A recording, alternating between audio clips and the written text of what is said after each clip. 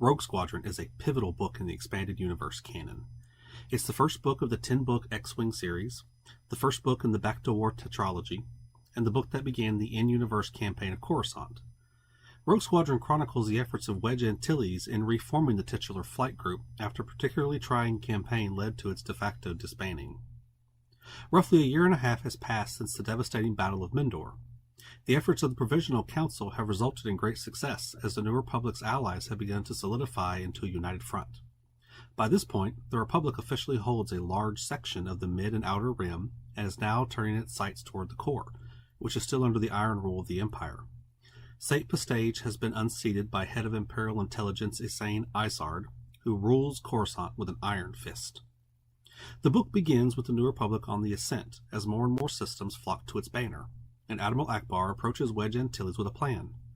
Reform Rogue Squadron and use the unit's near mythical reputation to its advantage during the more difficult portions of the future plans. Wedge scours the ranks of the available pilots and assembles a squadron, making sure to represent a number of planets and species. Among them is Corellian pilot Corran Horn, Thyferan pilots Arisi Delaret and Bror Jace, both of which hail from rival Bacta-producing clans, and Gavin Darklighter.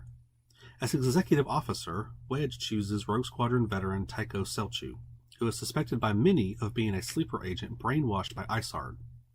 In the intervening period between Luke Skywalker and the Shadows of Mindor and Rogue Squadron, Tycho volunteered to infiltrate Coruscant to gain intel, but was captured and sent to Isard's fabled brainwashing facility, Lusankia. He escaped, but remains under extreme suspicion. After rigorous training, the squadron is assigned to Talacia in order to act as a feint and draw Imperial attention away from the planned attack vector. However, a stroke of bad luck ensues, and Rogue Squadron is dragged out of hyperspace by an interdictor cruiser, alerting Imperial agent Curtin Lore of their existence. Shortly afterward, Isard assigns Lore to the destruction of Rogue Squadron. The Empire takes Talacia, but the Rogues benefit from incompetence on the part of the Imperial officer in charge of the operation and only lose a single pilot, Lujane Forge.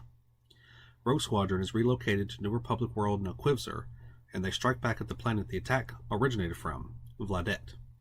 Isard dispatches Lore to the planet Borleus to spy on base commander General Ever Dericote. Unbeknownst to any of them, the New Republic has chosen Borleus as the launching point for an assault on Coruscant, though the location of their target is not revealed to any but the highest-ranked members of the military.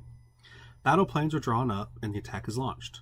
Rogue Squadron will fly cover for General Laren Crefay's fleet to bombard the planet until the planetary shields fall, which would allow Crefay's assault ships to move down and take out the base defenses.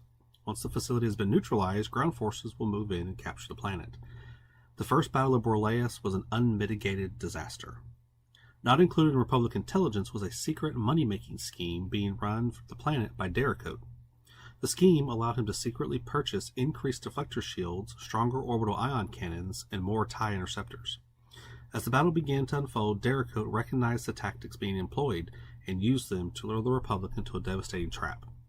Dericote powered down the shields, feigning power failure, and allowed the Republic attack ships to move into the planet. At the last moment, Dericote powered up the planetary shields and began firing the ion cannons. The assault cruisers were massacred, including Crefay's ship, Modoran, resulting in the general's death. As the ranking officer, Wedge took command of the battle and ordered a retreat. During the ensuing disastrous withdrawal, the Monvel bulk cruiser was lost, as well as 6 of Rogue Squadron's X-Wings, including 2 pilots, Peshk Vrirsik and Endorni Wee. Shortly after the retreat, a Star Destroyer, the Eviscerator, moved into the system, making any prospect of taking the planet seem impossible. Isard, recognizing Dericote's skill set, transfers him to Coruscant and places him on a project to develop the Krytos Virus Project. After reviewing star charts and comparing them to the star field visible during the battle, Corran's R2 Whistler determines the mystery planet was Borleus. After doing some research on the black market, it is deduced that Dericote had secretly upgraded the defenses on Borleus, which resulted in the disastrous results. After looking into the new intel, Corran and Judder Page go to Wedge Antilles and Horton Salm, leader of Defender Wing, and hatch a new plan. A feigned attack will be performed on the Venjaga system in the colony region in order to pull the Eviscerator away from Borleus. Rogue Squadron will then perform a sneak attack, using the planet's moon and a meteor shower for cover.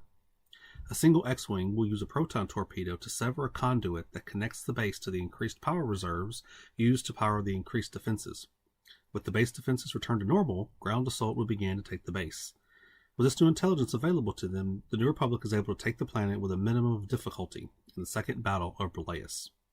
With Borlaus now in Republic hands, all eyes turn to Coruscant. Rogue Squadron is a great book that is often overlooked by a lot of EU fans, mainly because of its lack of the Big Three.